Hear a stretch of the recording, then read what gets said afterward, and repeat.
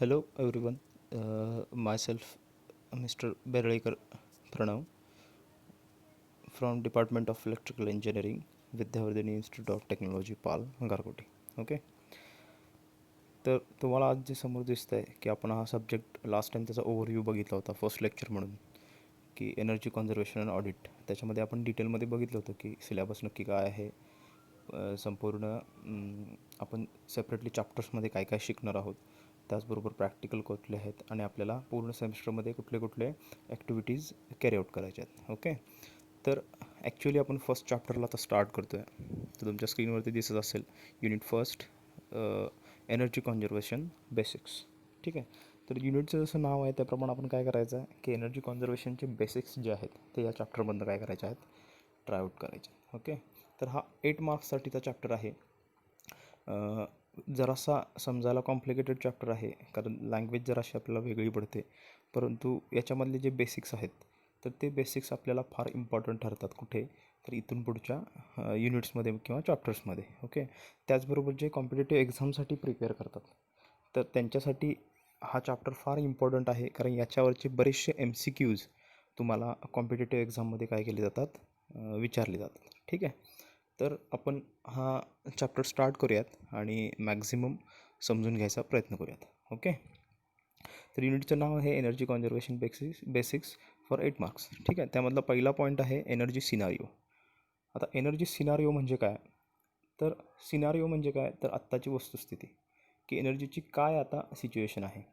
मग ती फार तर इंडियासाठी असेल, टोटल महाराष्ट्रासाठी असेल किंवा ओव्हरऑल वर्ल्डसाठी असेल. ठीक आहे, तर एनर्जी सिनारिओमध्ये खाली मी काही पॉईंट्स नोट डाऊन केलेले आहेत. त्यामधला पहिला पॉईंट आहे it is very important factor as major input in growth of any country. Okay, तर एनी कंट्री म्हणण्यापेक्षा काय म्हणायचं आहे की जर आपण बघितलं तर इंडिया ही कशी आहे तर डेव्हलपिंग कंट्री आहे, म्हणजे आपण अजून डेव्हलप होत आहोत.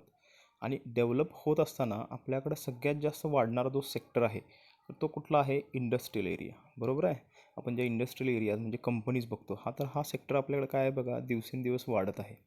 तर ह्या इंडस्ट्रियलायझेशनसाठी सगळ्यात मोठं इनपुट म्हणून जी गोष्ट लागते तर ती म्हणजे काय असते, इलेक्ट्रिसिटी.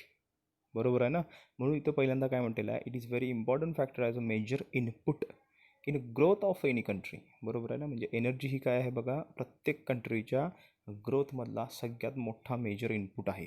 ओके, सेकंड काय म्हटलं बघा, in case of developing countries energy plays a very important role to achieve a target. It requires very large investment. Okay, जर आपण आता महाराष्ट्राची सिच्युएशन बघत असो किंवा ओव्हरऑल इंडियाची सिच्युएशन बघत असो तर आपलं इलेक्ट्रिसिटी जनरेशन हे डिमांडपेक्षा फार कमी आहे. त्याच्यामुळं आपल्याला काय करायला लागते बघा, लोड शेडिंगसारख्या गोष्टींना काय केलं जातं आहे, आपल्याला फेस करायला लागते. बरोबर आहे, जर आपण महाराष्ट्राचा विचार केला तर आपल्या एनर्जी जनरेशन आणि एनर्जी डिमांडमध्ये खूप मोठी तफावत आहे. ठीक आहे, त्यासाठी तुम्ही काय करू शकता बघा, एनर्जी जर तुम्हाला ही करंट जनरेशन बघायचं असेल तर तुम्ही एक काम करू शकता. तर महाजनको, जसं महाडिस्कॉम आहे, महाट्रान्सको आहे, तसं महाजनको ही वेबसाईट गुगलला सर्च करायची, त्या वेबसाईटवरती जायचं आणि त्याच्यामध्ये करंट जनरेशन आपण काय करायचं बघायचं. त्याच्यामध्ये तुम्हाला डिफरंट टाईप्स ऑफ जनरेशन्स काय होतात बघायला मिळतात. लाईव्ह जनरेशनचा तुम्हाला डेटा काय करता येतो बघता येतो. त्याच्यावरनं तुम्ही काय सांगू शकता की आता करंट जनरेशन किती आहे, करंट डिमांड किती आहे, करंट सप्लाय किती आहे. ठीक आहे, तर हे नेक्स्ट टाईम तुम्ही काय करायचं आहे, नोट डाऊन करून घ्यायचं आहे आणि मला नेक्स्ट टाईमच्या नोट्समध्ये ते मला पाहिजे. ठीक आहे, तर काय म्हटलं आहे बघा, in case of developing countries energy plays a very important role to achieve a target. It requires very large investment. आता इट रिक्वायर्स म्हणजे काय, तर जर आपल्याला डेव्हलपिंग कंट्री म्हणून जर एखादं टार्गेट अचीव करायचं असेल, ठीक आहे, जर आपण एखाद्या समोर आपल्याला जर role model as a America म्हणून जर आपण ठेवत असू किंवा जपान म्हणून ठेवत असू तर ह्या गोष्टीसाठी काय केलं पाहिजे आपल्याला की ह्या एनर्जी सेक्टरमध्ये खूप मोठी इन्व्हेस्टमेंट केली पाहिजे. बरोबर आहे ना, सध्या स्थितीला आपल्याकडे ती इन्व्हेस्टमेंट काय आहे, कमी आहे. बरोबर आहे, पण त्याचबरोबर काय आहे की कुठल्याही डेव्हलपिंग कंट्रीमध्ये एनर्जी ही काय करते, खूप मोठा रोल काय करते, प्ले करते. ठीक आहे, त्याचं कारण मगाशी मी तुम्हाला सांगितलं. ओके, त्यानंतर थर्ड पॉईंट काय बघा, India's per capital energy and electricity consumption is 1/10% of developed country. बरोबर आहे ना, इंडिया ही डेव्हलपिंग कंट्री आहे आणि तिचं जे पर कॅपिटल एनर्जी कन्झम्पशन आहे ते 1/10% आहे, इतकं कमी आहे. बरोबर आहे ना? 10 पॉईंट्समधलं 1 पॉईंट इतकं काय आहे आपलं एनर्जी कन्झम्पशन कमी आहे. बरोबर आहे. मग ते एनर्जी कन्झम्पशन आपल्याला वाढवलं पाहिजे. पण ते जर एनर्जी कन्झम्पशन आपल्याला वाढवायचं असेल तर त्यासाठी आपण तितकी एनर्जी काय केली पाहिजे, जनरेट केली पाहिजे. म्हणून खाली एक पॉईंट म्हटलं आहे बघा last, we have to change fossil fuel dependency to use of renewable sources. म्हणजे काय, तर तुम्हाला ज्या मी आता वेबसाईट सांगितली त्या वेबसाईटवरती तुम्ही जेव्हा लॉग इन कराल किंवा तुम्ही जेव्हा त्या वेबपेजवरती जाल ते तुम्हाला लक्षात येईल की आपण कुठल्या कुठल्या सोर्सेसपासून काय करतो आहे, इलेक्ट्रिसिटी कलेक्ट करतो आहे. ठीक आहे. तसंच तुम्ही सेंट्रल लेवललासुद्धा बघू शकता, इंडिया लेवलला. ओके. तर हे जर बघितलं आपण तर आपल्या त्या गोष्टीमध्ये आपण असं ॲनालाइज करू शकतो की आपलं मोस्ट ऑफ दी जे इलेक्ट्रिसिटी जनरेशन आहे तर हे कशावरती डिपेंड आहे, तर फॉसिल फ्युअल्सवरती. मग फॉसिल फ्युअल्स हे काय आहेत बघा, जसं तुम्ही EPGमध्ये शिकला असाल. फॉसिल फ्युअल्स काय आहेत की हे लिमिटेड सोर्सेस आहेत, लिमिटेड सोर्सेस ऑफ एनर्जी. एक वेळ अशी येईल की आपल्याकडचे हे लिमिटेड सोर्सेस ऑफ एनर्जी काय होईल, संपून जाईल. बरोबर आहे. त्याच्यामुळं आपल्याला काय केलं पाहिजे की ही जी हॅबिट आहे आपली कशावरची, की फॉसिल फ्युअलवरती डिपेंड असण्याची, तर ती आपल्याला चेंज करून रिन्युएबल सोर्सेसकडं काय केली पाहिजे, नेली पाहिजे. आता रिन्युएबल सोर्सेस कुठले कुठले आहेत, सगळ्यात पहिलं आपल्याला काय माहिती येतं बघा डोळ्यासमोर, की सोलार एनर्जी. सेकंड येते विंड एनर्जी. बरोबर आहे. थर्ड येते टायडल एनर्जी. बरोबर आहे. किंवा हायब्रिड सोर्सेस असतात. तर ह्या सोर्सेसकडं आपण काय केलं पाहिजे, वळलं पाहिजे. जेणेकरून काय होईल की आपली जी फॉसिल फ्युअल डिपेंडन्सी आहे ती एकदम कमी नाही होणार, पण हळूहळू काय होत जाईल, पर्सेंटेज वाईज कमी होत जाईल आणि त्याचा आपल्याला फायदा होईल. बरोबर आहे ना. फायदा कसा होईल बघा, सगळ्यात महत्त्वाचं म्हणजे काय, हे एक लिमिटेड सोर्स आहे. आणि सगळ्यात दुसरं म्हणजे काय, की या फॉसिल फ्युअल्समुळं काय होतं बघा, खूप मोठ्या प्रमाणामध्ये पॉल्युशन होतं. काय होतं, पोल्युशन, प्रदूषण होतं. तर हे प्रदूषण आपण काय करू, याच्यामुळे कमी करू शकू. ओके. तर हा आहे एनर्जी सिनारिओ. हे तुम्हाला मी काय केलेलं आहे, सांगितलं की एनर्जी सिनारिओ की स्थिती काय आहे, एनर्जी काय आपल्या या सगळ्या याच्यामध्ये कुठला रोल काय करते, प्ले करते. ओके. तर नेक्स्ट पॉईंट, तर नीड ऑफ एनर्जी कॉन्झर्वेशन. ठीक आहे. तर हा जो क्वेश्चन आहे हा तुम्हाला एक्झाममध्ये विचारला जातो. What is the need of energy conservation. एक तर 2 मार्क्सला विचारलं जाईल, त्याच्यामध्ये 2 पॉईंट्स तुम्ही लिहू शकता, किंवा मोठा जर डिस्क्रिप्टिव्ह 4 मार्क्ससाठी विचारलं तर तुम्हाला एक 4-5 पॉईंट काय केले पाहिजेत, लिहिले पाहिजे. त्याच्यामधले जे इम्पॉर्टंट पॉईंट्स आहेत ते तुमच्यासमोर मी काय केलेले आहेत, नोट डाऊन केलेले आहेत. तर पहिला काय आहे बघा, की it reduces dependency on fossil fuels. मग अशी जो म्हटला की एनर्जी कॉन्झर्वेशन काय करतं, तर बघा एक तुम्हाला सगळ्यात आधी सांगतो की कॉन्झर्वेशन म्हणजे काय, आपण बघायचं आहे नंतर, पण त्याच्या आधी पण तुम्हाला सांगतो. जसं इलेक्ट्रिकलमध्ये तुम्ही ट्रान्सफॉर्मर हे मेन इक्विपमेंट शिकला की विदाऊट ट्रान्सफॉर्मर तुम्ही काय करू शकत नाही, कुठलीही इलेक्ट्रिकल सिस्टीम डिझाईन नाही करू शकत. म्हणजे कुठलीही जनरेटिव्ह असेल, ट्रान्समिशन असेल किंवा डिस्ट्रीब्युशन असेल. तसं ह्या कॉन्झर्वेशनसाठी एक रूल आहे किंवा एक असंच वाक्य आहे. ते वाक्य काय सांगतं की conservation of 1 unit of electricity means generation of 1 unit of electricity. म्हणजे जर आपण 1 युनिट एनर्जी कॉन्झर्व करत असू, इलेक्ट्रिसिटी कॉन्झर्व करत असू, तर याचाच अर्थ काय, की तुम्ही 1 युनिट ऑफ इलेक्ट्रिसिटी काय करताय, जनरेट करताय. ओके. म्हणजे इतका याचा इम्पॉर्टन्स आहे. तर बघा फर्स्ट पॉईंट काय, it reduces dependency on fossil fuels. म्हणजे तुम्ही काय करू शकता की फॉसिल फ्युअल्सवरची जी डिपेंडन्सी आहे ती कमी होईल. ॲक्च्युअली जर डिमांड आपली कमी झाली तर आपल्याला जास्त इलेक्ट्रिसिटी जनरेट करायची पण वेळ लागणार नाही. त्याच्यामुळे आपलं काय होईल, ह्याच्यावरची डिपेंडन्सी कमी होईल. Second, energy consumption reduces energy bills which reduces in money spent. जर एनर्जी कन्झम्पशन आपलं कमी आलं, समजा फॉर एक्झाम्पल आपण जर घेतला, तर आपलं एखादं घर आहे आणि घरामध्ये आपण काय करतो आहे, ट्रॅडिशनल सगळ्या वेनं काय करतो आहे, इल्युमिनेशन्स यूज करतो आहे. म्हणजे इनकॅन्डेसंट लॅम्प आहेत किंवा CFL लॅम्प्स आहेत. बरोबर आहे. आणि अशा गोष्टीमुळं काय होते बघा, आपलं 1000 वॅट कन्झम्पशन होते. ठीक आहे. तर त्या CFLबद्दल किंवा त्या इनकॅन्डेसंटबद्दल आपण काय करू शकू, तर LED बल्ब्स यूज करू शकू. ज्यानं काय होईल, आपलं कन्झम्पशन जवळपास 50% हे काय होईल, रिड्यूस केलं जाईल. याचाच अर्थ काय बघा, की तुमचं एनर्जी कन्झम्पशन, थर्ड पॉईंट जो आहे, तुमचं एनर्जी कन्झम्पशन काय झालं, रिड्यूस झालं. ज्या अर्थी एनर्जी कन्झम्पशन रिड्यूस झालं त्या अर्थी तुमचे एनर्जी बिल काय आले, कमी आले. आणि ज्या अर्थी तुमचं एनर्जी बिल कमी झालं त्या अर्थी तुम्ही जे त्याच्यावरती पैसा खर्च करताय, मनी स्पेंट आहे, तो सुद्धा काय झाला, कमी झाला. म्हणजे हे एक सायकल असल्यासारखा प्रकार आहे. जर तुम्ही एनर्जी कॉन्झर्व करताय तर तुमचे एनर्जी बिल्स कमी येतील. जर तुमचे एनर्जी बिल्स कमी होतील तर तुमचं इलेक्ट्रिसिटीवरती जे तुमचं बजेट आहे किंवा जे तुम्ही मनी स्पेंड करता ते तुमचं काय होईल, कमी राहील. हा सगळ्यात इम्पॉर्टंट पॉईंट आहे. ठीक आहे. थर्ड पॉईंट काय बघा, the dependency of fossil fuels reduces in point of environmental is good.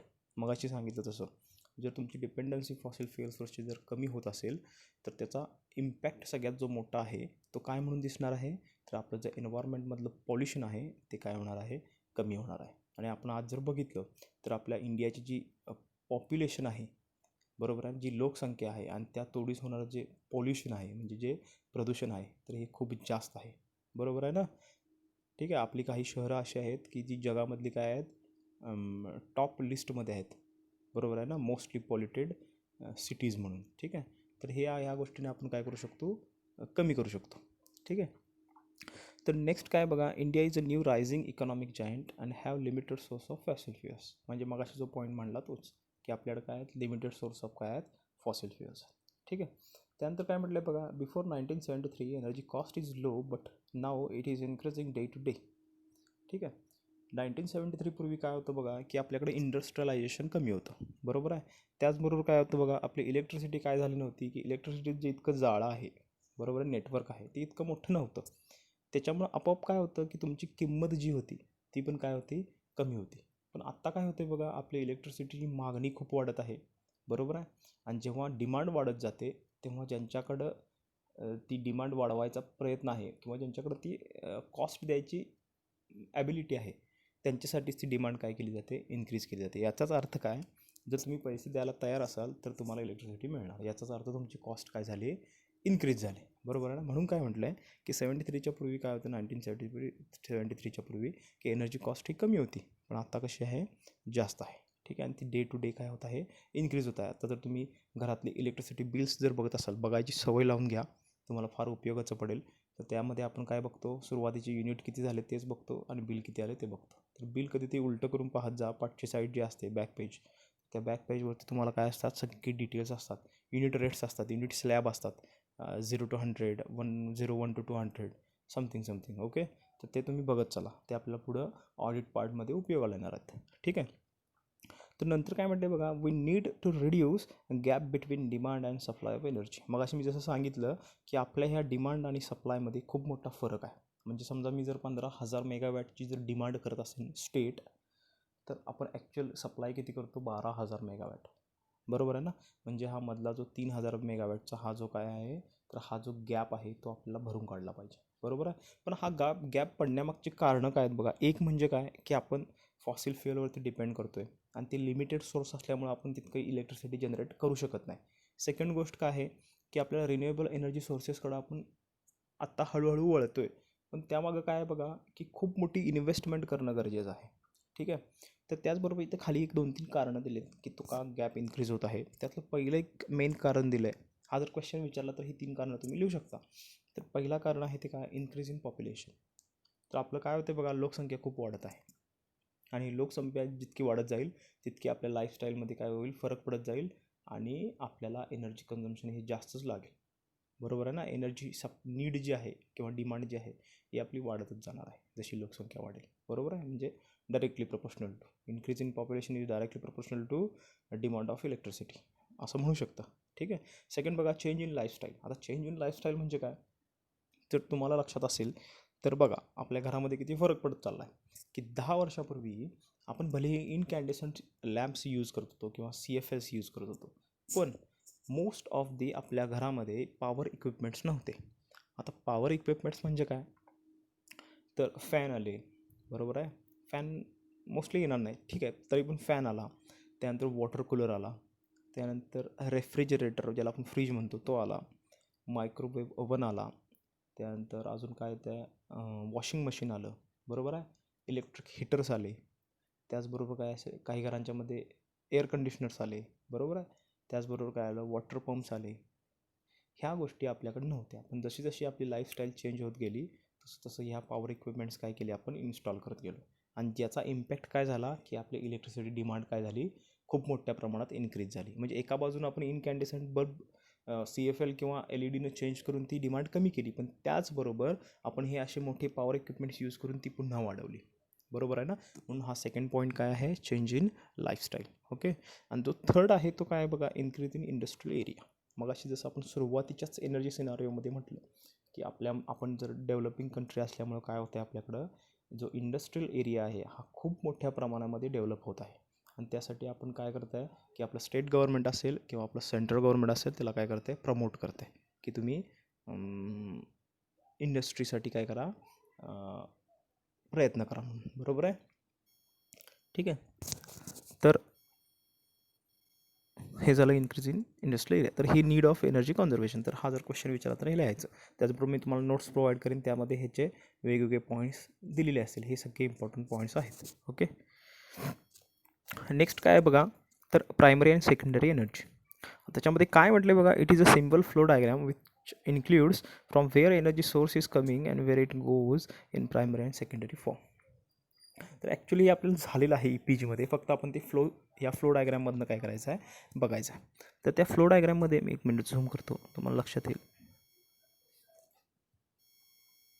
हे बघा, तर लेफ्ट टॉपला बघा सोर्स एक्स्ट्रॅक्शन, त्यानंतर आहे प्रोसेसिंग, त्याच्यानंतर आहे प्रायमरी एनर्जी आणि लास्ट आहे सेकंडरी एनर्जी. तर आपण काय करायचं आहे बघा, तर सोर्स एक्स्ट्रॅक्शनमध्ये ॲक्च्युअल म्हणजे सोर्स कुठून येतो आहे, ठीक आहे. प्रोसेसिंगमध्ये त्याचं प्रोसेसिंग होतं आहे. थर्ड म्हणून त्याच्यामध्ये आपलं प्रायमरी एनर्जी म्हणून काय घेतो आहे, आणि लास्ट सेकंडरी एनर्जी म्हणजे त्याच्यामधनं काय करतो आहे आपण, काय आउटपुट घेतो आहे, हे बघायचं. एक उदाहरण घेऊयात आपण, म्हणजे पटकन लक्षात येईल. तर खाली बघा, सोर्स एक्स्ट्रॅक्शनच्या खाली आहे कोल. बरोबर आहे. तर हा कुठनं मिळतो, ओपन ऑर डीप माइन्समधनं मायनिंग करून काय केला जातो, हा कोल काय केला जातो, एक्स्ट्रॅक्ट केला जातो. ठीक आहे.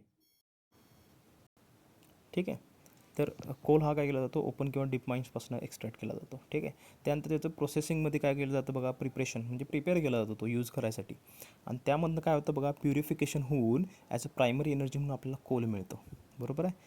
ठीक आहे.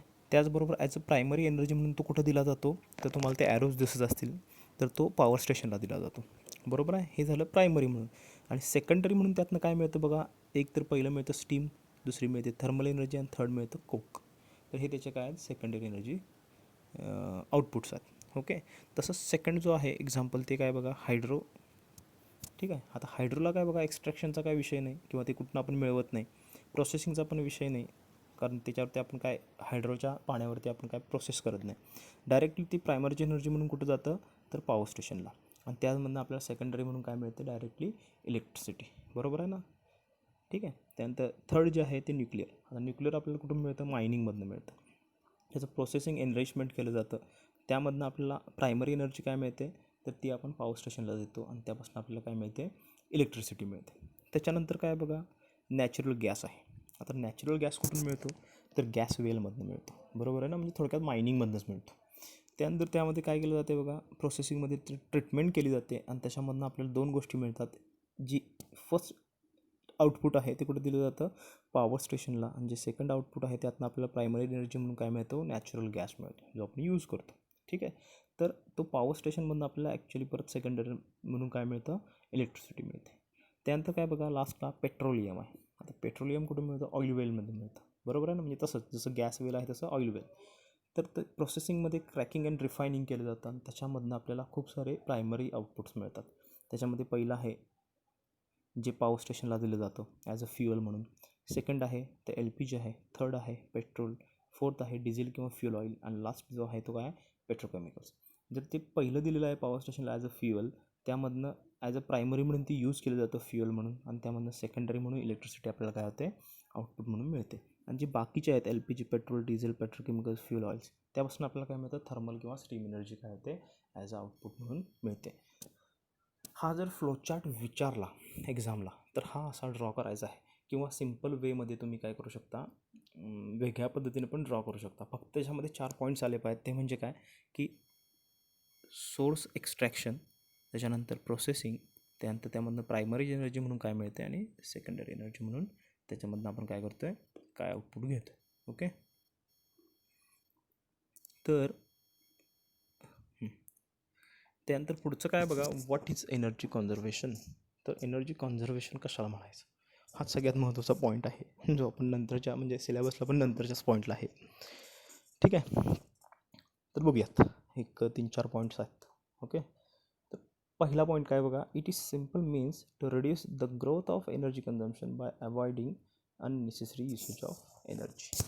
त्याच्यामधनं काय कळते बघा की कॉन्झर्वेशन म्हणजे काय करणे बघा थोडक्यात, की त्याचे हे करणे म्हणजे थोडक्यात काय तर कमी प्रमाणात यूज करणे, म्हणजे पूर्णपणे यूज बंद करायचा नाही. जिथं गरज लागेल तिथं आपण ते काय करायचं, यूज करायचं. मग आता ही डेफिनेशन काय सांगते की it is simply means to reduce the growth of energy consumption. Energy कन्झम्पशनचं जी वाढलेली गरज आहे किंवा वाढलेली जी नीड आहे ती काय करायची, अननेसेसरी जिथं यूज होतो आहे तर तिथून ती काय करायची, कमी करायची. बरोबर आहे ना. आता फॉर एक्झाम्पल आपलं एक 4 रूम्सचं घर आहे, बरोबर आहे. 4 रूम्सच्या घरामध्ये काय बघा की काही ठिकाणी आपण काय करतो आहे की जिथं डे लाईट येतो आहे, बरोबर आहे ना, जिथं काय होतं आहे डे लाईट येतो आहे, अशा ठिकाणीसुद्धा आपण काय करतो आहे बऱ्याच वेळा की इलेक्ट्रिकल इक्विपमेंट्स म्हणजे काय असतील की जे लाईटनिंग इक्विपमेंट्स असतील, म्हणजे बल्ब असेल किंवा ट्यूब असेल, याचा उगीचच वापर करत असतो. तर तो वापर काय करायचा, बंद करायचा. दुसरी गोष्ट काय की जेव्हा गरज नसेल तेव्हा जे फॅन आहेत किंवा जे लाईट्स आहेत तर ते काय करायचे, स्विच ऑफ करायचे. बरोबर आहे ना. तर ती आपल्याला सवय नसते. बऱ्याच वेळा आपण कॉलेजमध्ये पण ते बघतो आहे की आपण काय करतो आहे, क्लासरूम जेव्हा सोडून येतो ते आपले काय असतात 2-3 फॅन काय असतात तसेच चालू असतात, लाईट्स तशाच चालू असतात दिवसाच्या. तर हे आपण काय केलं पाहिजे, कमी केलं पाहिजे. म्हणजे जो अननेसेसरी यूज आहे इलेक्ट्रिसिटीचा तर तो काय केला पाहिजे, कमी केला पाहिजे. ज्याच्यामुळं काय होईल, आपलं एनर्जी कॉन्झर्व केली जाईल, साठवली तर म्हणण्यापेक्षा काय होईल की त्याचा आपण विदाऊट रिझन आपण त्याचं काय करणार नाही, यूज करणार नाही. ओके. त्याच्यासाठी खाली फॉर एक्झाम्पल म्हणून दिलं आहे, Wien not need switch off the fans lights etcetera. आता सांगितलं तेच. ठीक आहे. थर्ड पॉईंट काय बघा, एनर्जी कॉन्झर्वेशन रिझल्ट्स इन. जर आता आपण एनर्जी कॉन्झर्वेशन करत असू तर त्याचा रिझल्ट काय होईल बघा, इन्क्रीज इन प्रॉडक्टिव्हिटी. आता याचा अर्थ कसा आहे बघा, खूप मोठा अर्थ आहे याचा. आता तसं जर डायरेक्टली म्हटलात तर प्रॉडक्टिव्हिटी कशी काय इन्क्रीज होते असं आपण म्हणू. तर आता जे तुम्हाला उदाहरण दिलं मी, तर हे रेसिडेन्शियल यूजसाठीचं दिलं. असंच आपण उदाहरण कमर्शियल आणि इंडस्ट्रीसाठी सुद्धा काय करतो, देतो. बरोबर आहे ना. जेव्हा एखादी इंडस्ट्री काय करते, इंडस्ट्रीचं जेव्हा ऑडिट असतं, इलेक्ट्रिकल ऑडिट, तेव्हा काय केलं जातं, तर ह्या एनर्जी कॉन्झर्वेशनबद्दल त्यांना सांगितलं जातं. का सांगितलं जातं, तर आपण बोललो 1000 वॅटबद्दल किंवा 500 वॅटबद्दल, तर तसं त्यांचा खूप मोठा लोड असतो. कारण का, खूप मोठ्या ॲटोमॅटिक मशिनरीज असतात, इंडक्शन मोटर्स असतात. बरोबर आहे ना. तर अशा ठिकाणी हे एनर्जी कॉन्झर्वेशन मोठ्या प्रमाणात करू शकतात. आणि त्या एनर्जी कॉन्झर्वेशनमधून मग अशी जसं आपण म्हटलं की जर आपण एनर्जी सायकल एक बघितली बघा, जर आपण एनर्जी कॉन्झर्वेशन केलं तर त्याच्यामुळं बिल कमी येतं, आणि त्याच्यामुळं बिल कमी आलं तर तुम्ही त्याच्यावरती जे मनी स्पेंड करताय तर तो कमी राहतो. मग हे झालं घरासाठी. पण तसंच जर आपण इंडस्ट्रीसाठी किंवा कमर्शियलसाठी जर केलं तर बघा, एनर्जी कॉन्झर्व केल्यामुळं त्यांना येणारं जे बिल आहे ते कमी आलं, आणि बिल कमी आल्यामुळं ते जे इलेक्ट्रिसिटीवरचे पैसे खर्च करतात तर ते काय होतात, आपले सेव्ह होतात. आता ते सेव्ह झालेले पैसे आपण प्रॉडक्टिव्हिटी इन्क्रीज करायसाठी काय करू शकतो, यूज करू शकतो. म्हणून इथला पहिला पॉईंट जो आहे, जो इंडस्ट्रीयल किंवा कमर्शियली ओरिएंटेड आहे, तर तो इन्क्रीज प्रॉडक्टिव्हिटी. बरोबर आहे ना. तिथला जो आपण हा सायकलमधली जी चेन आहे त्यामधलं लास्ट हे काय येतं, इन्क्रीज प्रॉडक्टिव्हिटी. बरोबर आहे ना. म्हणून energy conservation results in increase in productivity. ठीक आहे. सेकंड काय बघा, ॲडव्हान्समेंट इन टेक्नॉलॉजी. जसं हे इन्क्रीज इन प्रॉडक्टिव्हिटी आहे, तसाच तो जे कॉन्झर्व्ड मनी आहे ते आपण कशामध्ये करू शकतो, की तुमची टेक्नॉलॉजी ॲडव्हान्स करायसाठी काय करू शकतो, यूज करू शकतो. बरोबर आहे. Third, don't get confuse with energy efficiency and conservation. आता इफिशियन्सी आणि कॉन्झर्वेशन ह्या दोन्ही वेगवेगळ्या गोष्टी आहेत. इफिशियन्सी तुम्ही आता मशीन्स, डी सी मशीन्समध्ये शिकला असाल, ट्रान्सफॉर्मरमध्ये शिकला असाल, आत्ता देखील ए सी मशीन्समध्ये शिकाल. इफिशियन्सी वेगळी आणि कॉन्झर्वेशन वेगळं. इफिशियन्सी म्हणजे काय, की एखादं मशीन असेल किंवा एखादं इक्विपमेंट असेल जे जितकं मॅक्झिमम आउटपुट देतं आहे त्याला म्हणायचं इफिशियन्सी. म्हणजे त्याला मी 100 युनिट्स इनपुट देत असेल आणि त्यातनं जर 90 युनिट्स आउटपुट मिळत असेल तर याची अर्थ काय झाला, की ते 90% इफिशियंट आहे. बरोबर ना. वरचे 10% लॉसेस आहेत, आणि ते लॉसेस कमी करायसाठी आपण काय करतो, बऱ्याच गोष्टी यूज करतो. हे झालं इफिशियन्सी. आणि कॉन्झर्वेशन म्हणजे काय, की आपण त्याला 100 युनिट इनपुट दिलं आहे, 90 युनिट आउटपुट मिळतं आहे, सगळं ओके आहे, पण जेव्हा त्याची रनिंगची गरज नाही आहे तेव्हा त्याला आपण बंद करतो. ह्याला म्हणायचं एनर्जी कॉन्झर्वेशन. त्याच्यामुळे इथं स्पेशली मेन्शन केलं आहे, don't get confused with energy efficiency and conservation. Okay. Last काय बघा, extremely less use of fossil fuels.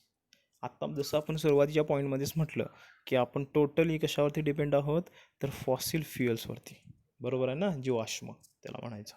तर हे फॉसिल फ्युएल्सवरती डिपेंड आहे. मग ही पूर्ण सायकल आहे. जर तुम्ही इलेक्ट्रिसिटी कॉन्झर्व करत असाल तर तुमची एनर्जी डिमांड कमी राहील. एनर्जी डिमांड जर कमी राहत असेल तर तुम्हाला इलेक्ट्रिसिटी जनरेशन कमी करावं लागेल. इलेक्ट्रिसिटी जनरेशन कमी करत असाल तर तुमचं फॉसिल फ्युएलवरची जी डिपेंडन्सी आहे ती काय होईल, कमी होईल. आणि त्याचा यूज कमी होईल. आणि त्याचा यूज कमी झाल्यामुळं काय होईल, तुमचं जे पॉप्युलेशन आहे, सॉरी पॉल्युशन आहे ते काय होईल, कमी राहील. ठीक आहे. त्याच्यानंतर काय बघा पार्ट याच्यामध्ये, आता खरं तर याच्यावरती आपल्याला एक सेपरेट चॅप्टर आहे. तर आता कॉन्झर्वेशन बरोबर ऑडिट पण काय असावं हे माहीत असावं म्हणून मी हे काय केलेलं आहे, स्लाईड त्याच्यामध्ये इन्सर्ट केलेली आहे. ठीक आहे.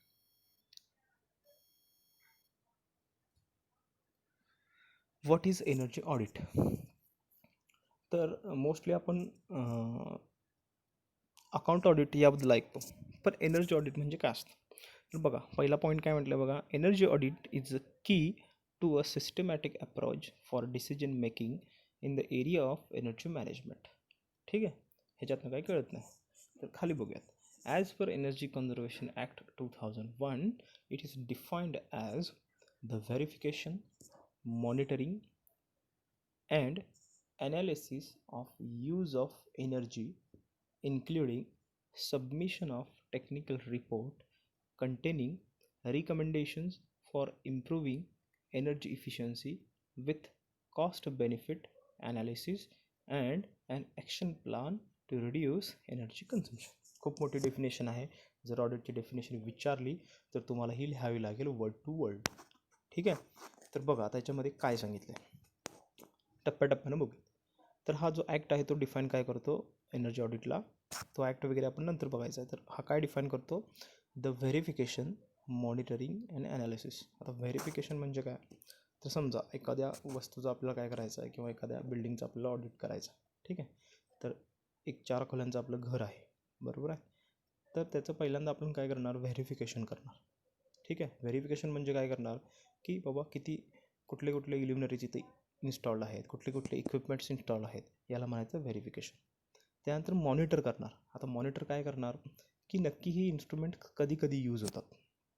म्हणजे घर जर असेल तर हे लाईट्स, बल्ब, ट्यूब्स कधी यूज होतात, फॅन कधी यूज होतात, हेवी इक्विपमेंट्स जे आहेत मग असे आपण म्हटलं टी व्ही, फॅन, फ्रीज वगैरे किंवा वॉशिंग मशीन्स, ए सी एट्सेट्रा, वॉटर पंप्स वगैरे, तर हे कधी यूज होतात यावरती आपण काय करणार, मॉनिटर करणार. आणि हे मॉनिटर झाल्यानंतर त्याचा ॲनालिसिस करणार की कुठलं इन्स्ट्रुमेंट जास्त वेळ यूज होत आहे, कुठलं इन्स्ट्रुमेंट कमी वेळ यूज होत आहे, कुठल्या टायमिंगमध्ये जास्त यूज होतं आहे, तिथं गरज नाही त्या ठिकाणी कुठं यूज होतं आहे, बरोबर आहे ना.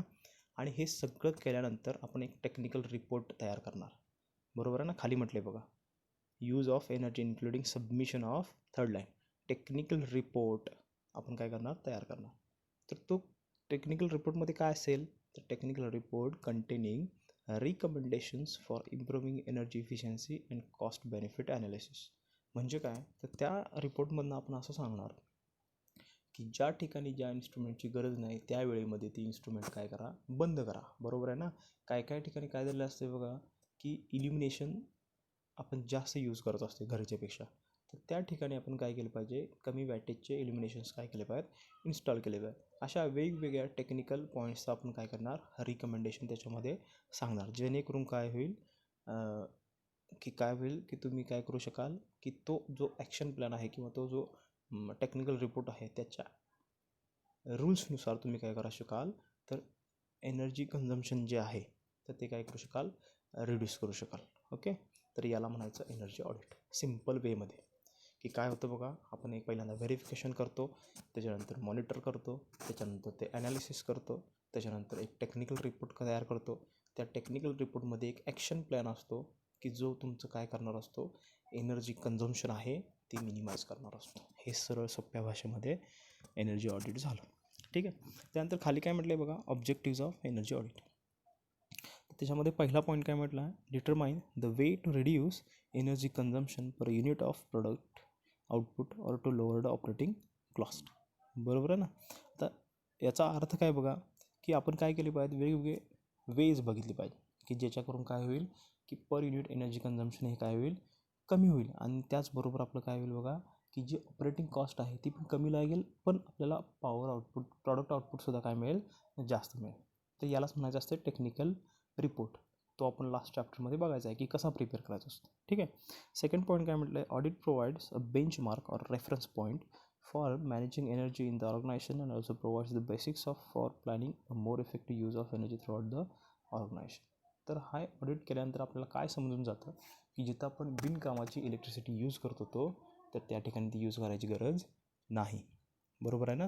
मग त्यासाठी ते आपल्याला एक बेंचमार्क किंवा एक रेफरन्स पॉईंट ठरवून देतं की ज्याच्यामुळे आपण काय करू शकू की आपली प्रॉडक्टिव्हिटी काय करू शकू, इन्क्रीज करू शकू. बरोबर आहे. तर आता ह्या लेक्चरमध्ये आपण काय बघितलं बघा, अगदीच सिम्पल पॉईंट्स बघितले. आपण जरासं रिवाईज करूया.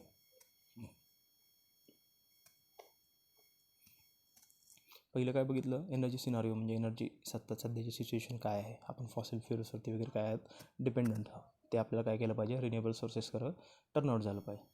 सेकंडमध्ये काय बघितलं की एनर्जी कन्झर्वेशनची नीड काय आहे, काय गरज आहे. बरोबर आहे ना.